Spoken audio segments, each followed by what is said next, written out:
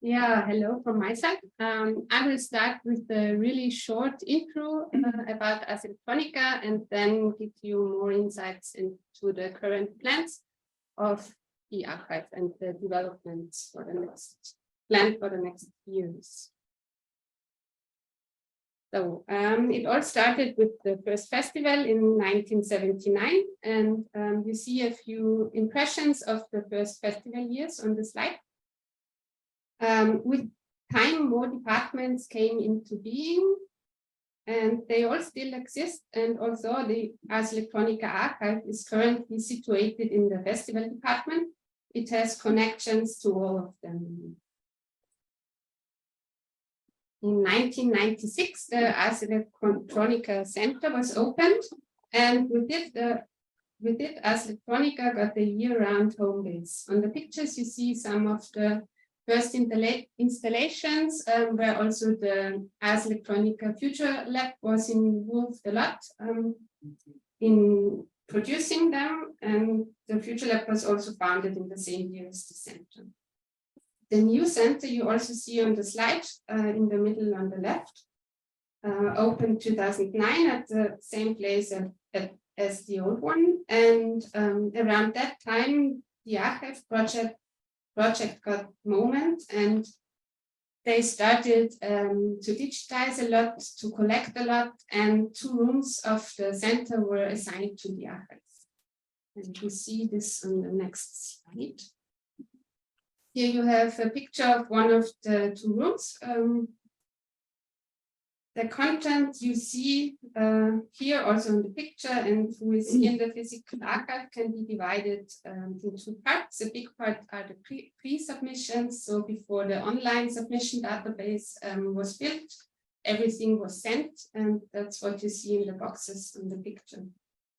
The second big part is documentation material from all the departments that Ars Electronica has in all kind of data. Here you see the 3 parts, basically the 3 parts of the archive rooms, and then on the big picture, the database. And you see the online archive. The online archive is publicly accessible. The other tools are internal, but you can visit them on demand. For the archive, it's an archive of a company, of a festival, of a prize, of a center. So a lot of requirements at the same time, and some are already good represented in the online archive. For some, we have to find new workflows, basically. Here you have the link to our online archive. I assume most of you know it. A new thing is that we have now a search function over all of the different parts of the online archive. And the plans are at least to have a new section for video material, and most probably, or hopefully, more plans for the online archive. I will talk about that later. And the second website link you see is a link where you find more information about the archive. And there are also more collections that are not part of the database, but are still on the current Ars Electronica website. So, for example, the projects of the Future Lab or of solutions are collected in a good way to have a look at it. Yeah, the current developments and plans. We are planning a highly needed relaunch of our database, and that's made possible because we got the funding by the BMKS, the Federal Ministry of Arts, Culture, Public Services and Sports of Austria. The call that we submitted there was in the context of cultural heritage, so Kulturerbe digital. And this gives us more possibilities for the coming year to make our plans come true. With this, we plan to adapt more to current standards and to the current requirements to internal one, but also to external one, because the database was built around 2012, so a lot of time passed, and there are adaptations needed, and also internally there are some things that can be adapted in workflows, and the big goal is to bring more people internally to work with the database again.